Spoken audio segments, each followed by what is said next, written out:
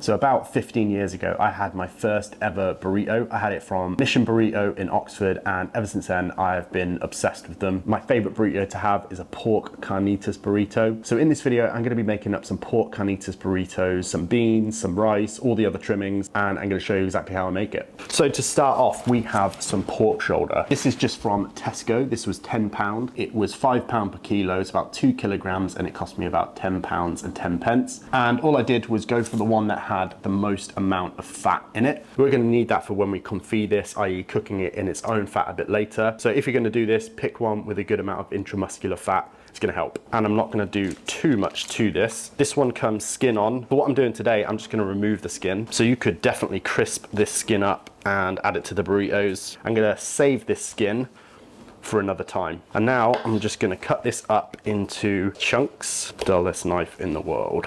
Something like that. So when I make carnitas, I normally just do it straight in the oven, but I thought we may as well add some smoke to the situation. And there we go, we've got a nice big pile of cubed up pork shoulder. And then I'm just gonna hit it with some salt. I was gonna do this last night and let it kind of brine in the fridge a little bit. Kind of wish I had. And this can take a lot of salt because we're gonna be cooking it in some fat. And as I say, I usually do this in the oven, so I'm not particularly too fussed about how much smoke I get onto this today. It's delicious just in the oven with no smoker, so any smoke we do get is gonna be a bonus. So let this hang out for a little while, just while we get the smoker fired up. Right, so we are gonna be using the pellet smoker today, purely for convenience. So I think we got some hickory pellets in the hopper, and I'm gonna go in with a smoke tube as well. So I'm not looking to render any fat, so I'm going to be cooking it around 165 Fahrenheit on super smoke mode, which I don't really feel does anything, to be honest. So I've got the smoke tube in there, smoke these for a couple of hours just to get some good smoke flavour on it whilst I get on with other things. Smoky. So you have to have cheese in a burrito, and for me, there is no better cheese for a burrito than Monterey Jack. So it's not always easy to find Monterey Jack in the UK. I know that there is a brand I think you can get at Marks and Spencer's and probably on Ocado, but I like to buy these big blocks. I'll drop a link below as to where I get it. Not a bad price and perfect for a burrito. Is this the best way to open it? I don't actually know. I vacuum seal this stuff, so I don't mind taking off all of the wax right now. And I've got two knives here because this has now got wax on it and I don't want that on my cheese. Grate this up. So Monterey Jack for me is kind of like a creamier, more mild cheddar. Good melting properties, but it does have a nice little kick to it. Cuts through all of those other flavors when it's in a burrito. That should be enough for now. I can go in the fridge. So I'll just cut this up, vacuum seal it into a few portions, stick it in the freezer. Right, so these have had about 2 hours or so in the smoke. A nice little bit of color on them. Absolutely no fat render going on, which is good. You don't have to do this, but I think it's gonna add a little bit more complexity and hopefully some nice smoke flavor. So we'll shut this down. Right, so this next step is where it gets good, in my opinion. Again, you could skip straight to this step. No problem. Take my dolmio dish that I got free with some dolmio about 10-15 years ago, and we're going to take our pre-smoked pork, nestle all of this pork in here, and I'm using this size dish specifically. I want all of the pork to kind of butt up against each other. I basically want all this fat to start rendering out and confitting this pork shoulder. So if you use something too big, it's not going to work, or nicely nestled together. And I know I said that this is authentic, but it's probably not. I'm going on with the juice of half an orange. Peppercorns. Should probably crush these, but I didn't. That'll be fine. A couple of bay leaves. Get those in there somehow, maybe tear them. Some Mexican oregano. A couple of cloves of garlic. I'm not going to bother peeling them. And then just some extra large, just to make sure that there's plenty of fat in this to help the confit action happen. And that's looking pretty good. It already smells so good. I can definitely smell the smoke. That already smells delicious. Foil.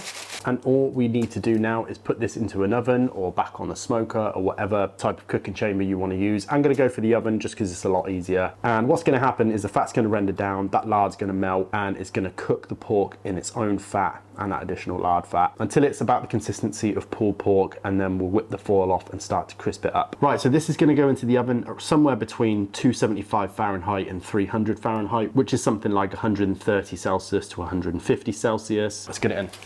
I clearly forgot to start the camera, but I'm making up some pico. So I've got some white onion here, diced, some tomato. Dice that up. I think that should be enough. Green chili in, some coriander. lime. Oh, this is a stubborn one. Anyway, some lime juice, some salt. Give that a mix around. And I think that is some perfect pico. Let's have a taste. That is really good. I put some cling film on that and put it in the fridge. Right, so let's make some guac. 1 avocado. Go in with a little bit of salt. And for me, the thing that makes guac enjoyable is a little bit of cumin. A nice little spoonful of that pico we made earlier. Squeeze of lime. And you've got some perfect guac. So we should probably make a salsa. I don't know what I'm doing right now. Right, so I have to admit, I'm kind of making this up as I go along right now, but we've got my chub box fired up for another video that I'm cooking today, and I've got all these coals which are not yet dead and they're nice and hot still. So I'm going to try and roast off these vegetables for a roasted tomato salsa. So these coals are going to be a bit too cool to cook on the chub box shelf as you normally would. I could just whack it into my PK or something like that, but I feel like this is a little bit more inventive, and if it works I'll be really happy. I think I'm just going to shut this down, see what happens. 3 hours after this went into the oven, this is nice and tender. I've already started to break this down, and you can also see that it's nice and red as well, and that's that smoke. I've never made carnitas that looks like this before, so I'm pretty happy with that. Now we're at this stage, we are going to crisp it up. So we want to evaporate all of this water, and we effectively want to fry this pork in its own fat. So we're going to let some of that water moisture evaporate, and then the remaining fat is just going to continue to crisp up all of this pork, and it is going to be delicious. So we'll put this back into the oven, same temperature, let it go for about an hour or so, and we'll be ready to serve this up. Back into the oven it goes. Let's take a look at these chilies, these onions, they're looking good. These tomatoes, char on them. I think this will make a nice little salsa. So we're gonna go in with our onion, those chilies, the tomato, 1 garlic clove, and then I've got some guajillo chilies that I just steeped in some boiling water. And you may have seen me do that process in the burrito pizza video or the burrito video. And then I'm gonna go in with some chipotles in adobo sauce. 3 of those, just a little bit of that sauce. Some honey, big pinch of salt, apple cider vinegar, and get this whipped up. Taste. The sweetness from the honey is spot on. Can't have a burrito without beans. Right, so we're gonna get this pan on, medium heat-ish. Garlic infused olive oil, just because that's what I have.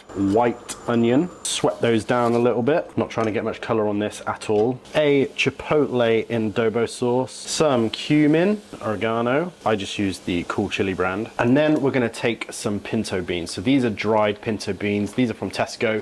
These are the ones that you don't have to soak overnight. And I quite like that.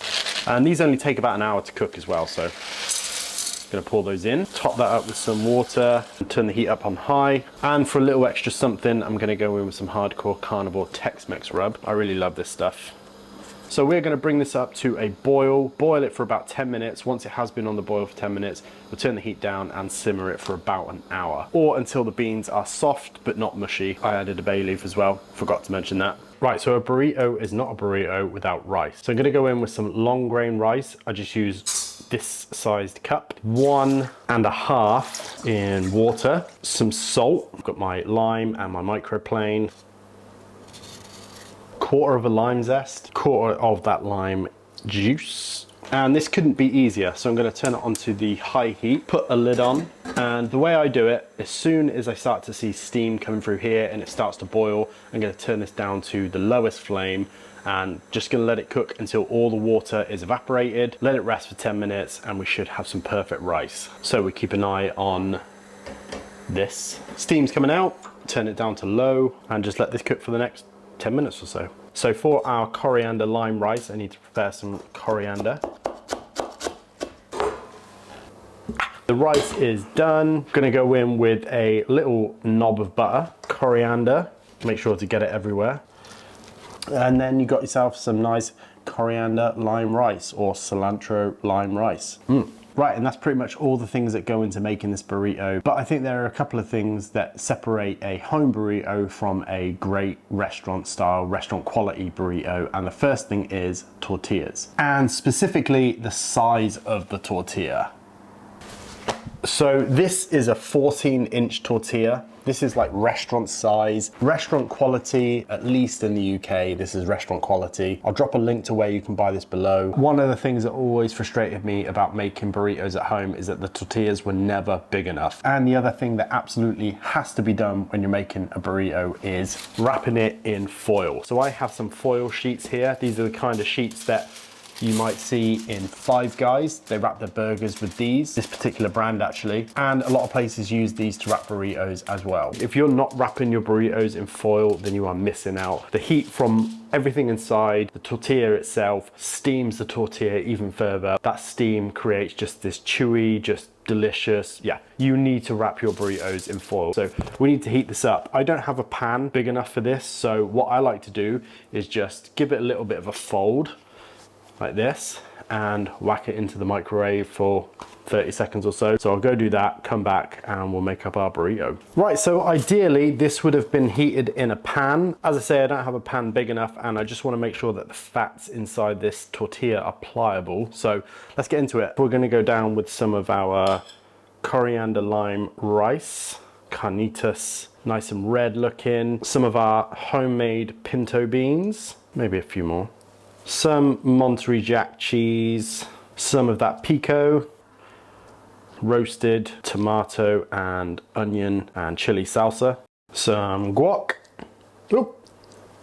some guac in there somewhere. And for me, you have to have Cholula. Like I said, my first ever burrito was at the Mission in Oxford, and it's the first place that I tried Cholula. So for me, burritos and Cholula just go hand in hand. Right, so let's wrap this up.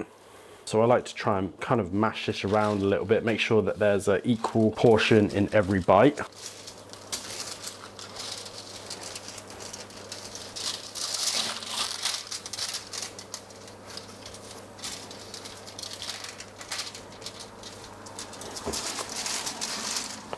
That's a big old burrito.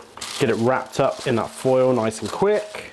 Twist the ends, give it a twist and a push in. Make sure it's nice and fat. And that is a big old burrito. 790 grams. So I'm gonna let this hang out for a little bit. Let that tortilla steam a little bit. This is big. I mean, I don't know if it's showing up just how big this is on camera. Yeah. Yeah. Yeah. Yep. This is delicious. You can really taste the smoke on that carnitas. That pico, I think I put just enough lime in that pico that, like, when you taste the pico, you can taste it because the lime is so like punchy through all the super rich like confit pork and the beans. The beans are good. The beans are really good. I used long grain rice for this, and normally I use basmati, and it kind of has a slightly different texture. The grains are slightly more separated, and I don't know if I like that as much. Let's go for a little bit more Cholula. It's the beans. Keep coming back to the beans. Honestly, the best burrito I've ever made, for sure. The right amount of salt, the right amount of acidity. I'm keeping the focus on this burrito right now because there's a whole mess behind me. Drop a comment, like, subscribe, do all those things. It really helps me out. And I'll see you again in a couple of weeks for another video.